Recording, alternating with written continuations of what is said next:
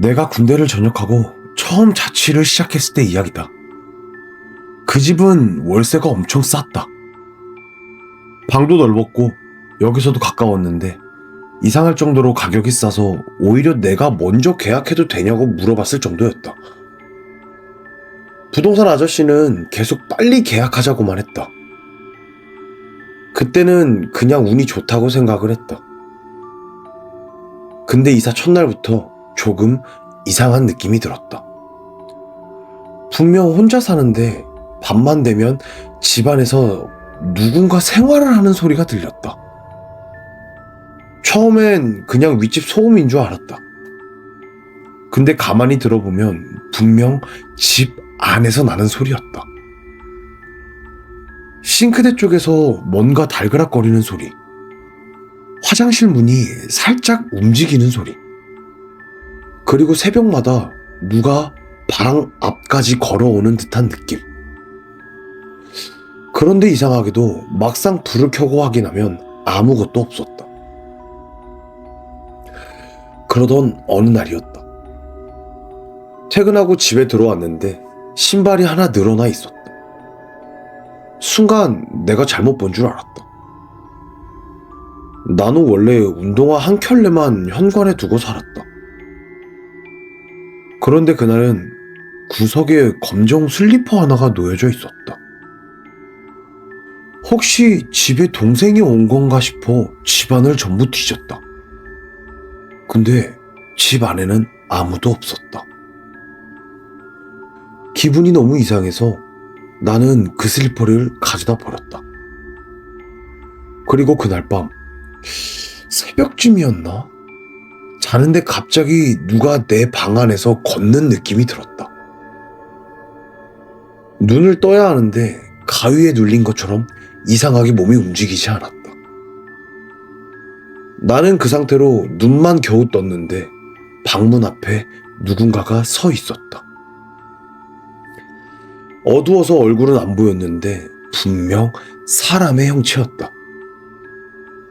나는 숨도 못 쉬고 그걸 보고만 있었다. 근데 그 사람이 천천히 내 쪽으로 걸어오기 시작했다. 그리고 침대 바로 앞까지 왔을 때 낮은 목소리로 이렇게 말하였다. 왜? 남의 집에서 자고 있어. 그 순간 몸이 풀리면서 벌떡 일어났는데 역시나 방 안에는 아무도 없었다. 그리고 다음날 출근을 하려고 현관에 갔는데 어제 버렸던 그 검은색 슬리퍼가 다시 제자리에 놓여 있었다. 나는 그날 바로 부동산으로 찾아가 아무렇지 않은 척 부동산 아저씨께 집에 대해 물어보았다. 저 혹시 이 집 전에 살던 사람 얼마나 살다가 나갔어요? 부동산 아저씨는 처음엔 대충 얼버무리려 했지만 내가 계속해서 캐묻자 한숨을 쉬더니 작게 말하였다. 오래 못 살았어요. 네? 다들 똑같은 이야기를 하고 나갔거든요. 순간 나는 등골이 서늘해졌다. 무슨 이야기요? 아저씨는 잠깐 눈치를 살피더니 조용히 말하였다. 밤마다 누가 집안을 돌아다니는 소리가 들린다고. 그리고 어느 순간 신발장에 검정색 슬리퍼 한 짝이 놓여져 있다고 말이에요. 그런데 아무리 그 신발을 가져다 버려도 다음날 다시 그 자리에 여전히 놓여 있다고 했어요. 그 말을 듣는 순간 온몸에 소름이 돋았다. 나는 바로 집으로 돌아가 짐부터 싸기 시작했다. 그 집에 더 있다간 진짜 큰일이 날 것만 같았다. 나는 그대로 문을 박차고 나와 근처 아는 형의 집으로 향했다. 아니, 대체 무슨 일이야? 전화로 너무 다급해 보여서 일단 오라고 하긴 했는데 무슨 일 있는 거야? 형, 저 며칠만 신세 좀 지어도 될까요? 빠른 시일 내에 방 구해서 나갈게요. 너 방 구했다고 하지 않았어? 네, 구했었죠. 근데 거긴 사람이 살 곳이 아니에요. 대체 무슨 일인데 그래? 밤마다 자꾸 누가 집안을 돌아다니는 소리가 들리고 어느 순간부터 신발장에 제 신발이 아닌 검정색 슬리퍼 한 짝이 항상 놓여 있어요. 근데 계속 그걸 가져다 버려도 다음 날이면 똑같이 그 자리에 놓여져 있고요. 너 혹시 방 얻었다는 곳이 심야빌라 202호야? 네. 그걸 어떻게 하셨어요? 이 동네 사람이면 그 집 소문에 대해서 모르는 사람이 없어. 무슨 소문인데요? 나도 동네 주민한테 들은 이야기인데 예전에 거기에 혼자 낮밤 안 가리고 열심히 일만 하면서 살던 남자가 있었대. 근데 어느 순간부터 그 남자가 안 보이더니 그 집이 매물로 나왔다는 거야. 분명히 동네 주민들은 그 청년이 열심히 한 푼 두 푼 모아 장만한 집이라고 알고 있었는데 말이지. 그렇게 다들 궁금증이 커져갈 때쯤 알게 된 사실인데 남자가 선천적으로 몸이 굉장히 약했었나 봐. 그런데 엄청 무리를 하기도 했고 원하는 대로 집도 장만을 해서 긴장이 풀렸는지 모든 피로가 확 몰려오는 바람에 자는 도중 쥐도새도 모르게 과로사를 했다는 거야. 근데 그 남자는 가족도 없고 혼자였다 보니까 당연히 그 집은 국가의 귀속이 되었고 결국 국가는 그 집을 내놓게 된 건데 그 집에 사는 사람들마다 너처럼 똑같이 이야기했다고 하더라고. 아무래도 힘들게 구한 만큼 애착이 큰 거겠지. 그래서 아마도 그 집에 지방령이 된 게 아닌가 싶어. 그럼 굿이라도 해서 천도제라도 지어줘야 되는 거 아니에요? 야, 너 혹시라도 그럴 생각이면 하지 마라. 네? 왜요? 너처럼 생각했던 사람이 없었겠어? 그런데 그 사람들 다 어떻게 됐는지 알아? 어떻게 됐는데요? 하나같이 전부 실종됐어. 그러니까 그냥 너도 하루빨리 다른 집 알아봐. 네. 그렇게 그 일이 있고 몇 년이 지난 지금 아직 그곳이 남아있는지 가보지는 않았지만 며칠 전 그 이야기를 해준 형에게 그 집에 대해 물어보니 약 3년 전 그 집을 포함 주변 일대를 싹 밀어버리고 현재는 아파트 단지가 되어 엄청 잘 꾸며져 있다고 하였다. 그 후로도 형도 그 동네를 떠난 지 1년 정도 되어서 잘 모른다고 하였는데 가끔 들리는 소문으로는 아파트 단지 내의 놀이터에서 검정색 슬리퍼가 가지런히 놓여져 있는 것을 본 사람들이 있다고 하였다.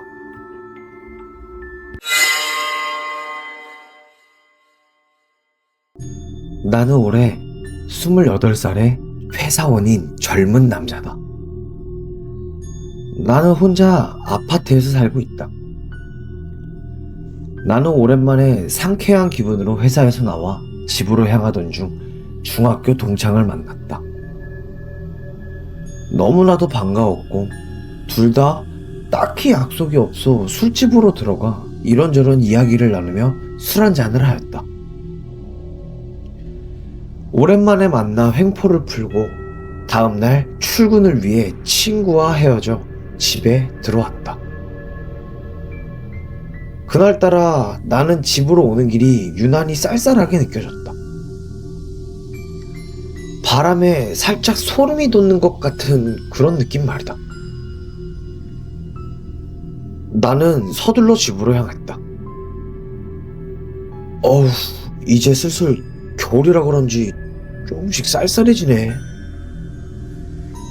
그리고 오랜만에 늦게까지 노니까 피곤하기도 하구나. 얼른 씻고 자야겠다. 나는 다음날 출근을 위해 샤워를 한 뒤 욕실 밖으로 나왔다. 그리고 평소처럼 침대에 걸터 앉으려다 무언가 이상한 것이 느껴져 멈칫하곤 침대를 보기 위해 뒤로 돌아섰다. 그때 나는 생전 처음 보는 아이가 침대 위에서 신나게 뛰고 있는 것을 보게 되었다. 이 집 열쇠는 나만 가지고 있는데 대체 어떻게 들어온 걸까? 아니, 저 아이는 누구인 걸까? 그러면서 아이를 관찰하고 있던 나는 순간 소름이 끼쳤다. 신나게 침대 위를 뛰고 있는 몸과는 달리 아이는 아무런 표정도 생각도 없는 싸늘한 얼굴을 하고 있었다. 뭔가 무섭고 섬뜩한 느낌에 나는 그 아이만을 바라보고만 있을 뿐 몸을 움직일 생각조차 못하고 있었다.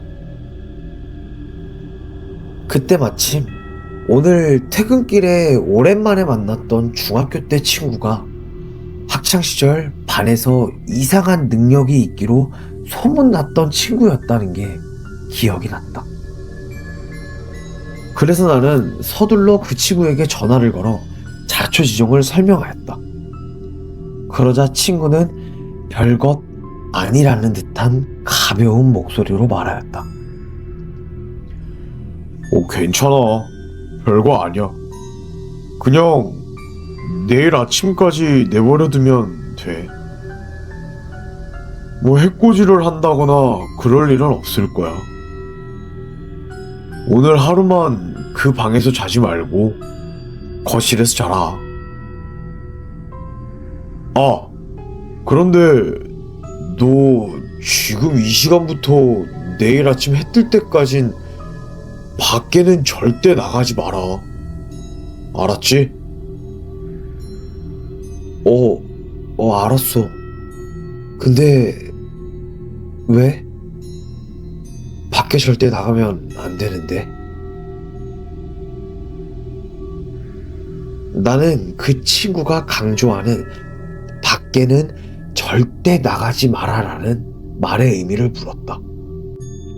그러자 그 친구는 조용히 대답해 주었다. 지금 그 아이 엄마가 문 밖에서 너가 겁먹고 도망 나오기를 기다리고 있거든. 친구의 말이 끝나자 통화 너머로 짧은 정적이 흘렀다. 나는 침을 삼키며 천천히 현관 쪽을 바라보았다. 아무 소리도 들리지 않았다. 너무 조용해서 오히려 귀가 아플 정도였다. 그 애 엄마라고? 친구는 잠시 머뭇거리더니 낮게 말하였다. 응. 애 혼자 들여보내고 밖에서 기다리는 거야. 네가 문 열고 나오는 순간까지. 손에 쥐고 있던 휴대폰이 미세하게 떨리고 있다는 걸 그제야 느꼈다. 절대 문 쪽으로는 가지 마. 현관 앞에서 발소리가 나도 부르거나 두드리는 소리가 나도 그냥 무시해.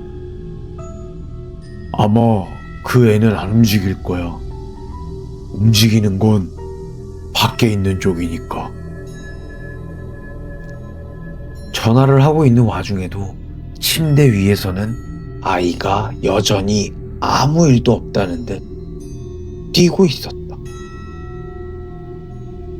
나는 친구 말대로 조용히 거실로 나와 소파에 몸을 기댔다.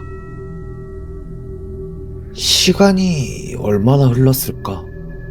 그때였다. 현관 손잡이가 아주 천천히 돌아가는 소리가 들렸다. 잠겨 있다는 걸 알면서도 심장이 미친 듯이 뛰었다. 나는 너무나도 놀랐지만 아무런 소리조차 내지 않았다. 그것은 계속 문을 열고 집으로 들어오려는 듯 문 손잡이를 돌렸다. 그때 친구가 다시 말을 이어나갔다. 그리고 내가 말 못한 게 있는데, 너 설마 혹시 아이한테 말 걸은 건 아니지? 아직. 너무 놀라서 그럴 생각조차 없었어. 절대 그 아이한테 말을 걸어서도 안 돼. 근데 왜? 아이가 해코지할 일은 없다며. 아이가 해코지하지는 않는데, 너도 알다시피 어릴 적 침대에서 뛰다가 부모님한테 혼나는 경우가 많지. 그럴 때면 대부분의 부모님들이 뭐라고 할까? 집에서 뛰면 안 된다 라고 하잖아. 그렇지. 그거야. 집에서 뛰면 안 된다? 그럼 어디서 뛰어야 한다고 생각할까? 아이들은? 설마 밖에서? 맞아. 아이가 밖으로 나가려고 문을 열 거고, 그럼 문 밖에 있던 엄마는 자연스레 집으로 들어갈 수 있는 거지. 그러니까 그냥 그 상태로 침대에서 뛰게끔 가만히 냅둬. 그럼 아무 일도 없을 거야. 그래. 알았어. 나는 친구와 전화를 끊고 눈을 감은 채 절대 움직이지 않았다. 그렇게 새벽이 지나고 창밖이 희미하게 밝아올 즈음 모든 소리가 거짓말처럼 사라졌다. 아침 햇살이 완전히 들었을 때 나는 조심스럽게 침실로 향하였다. 침대 위에는 아무것도 없었다. 그렇게 나는 뜬 눈으로 밤을 보낸 채 출근 준비를 하며 어젯밤의 일이 술 기운에서 나온 착각이었을지도 모른다고 스스로를 설득하였다. 하지만 마음이 걸렸다. 나는 출근길에 어젯밤 전화를 했던 중학교 동창에게 다시 전화를 걸었다. 야, 어제 말이야. 그 애 엄마라는 게 대체 뭐야? 잠시 침묵이 흐른 뒤 친구가 낮은 목소리로 말했다. 아이들은 절대 혼자 다니지 않아. 항상 같이 따라다니는 것이 있어. 네가 본 아이는 미끼였던 거고, 밖이 진짜인 거야. 순간 등골이 서늘해졌다. 근데 너가 밖에 아이 엄마가 기다리고 있는 거라며. 엄마 흉내를 내는 거지. 아이를 찾는 척 하면서 문을 열게끔 만드는 거야. 보통은 아이를 본 사람이 겁먹고 밖으로 나오니까 말이야.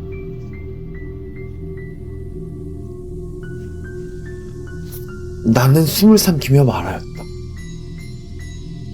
만약 겁을 먹고 나가게 되면 어떻게 되는데? 친구는 한참을 망설이다가 이렇게 말하였다.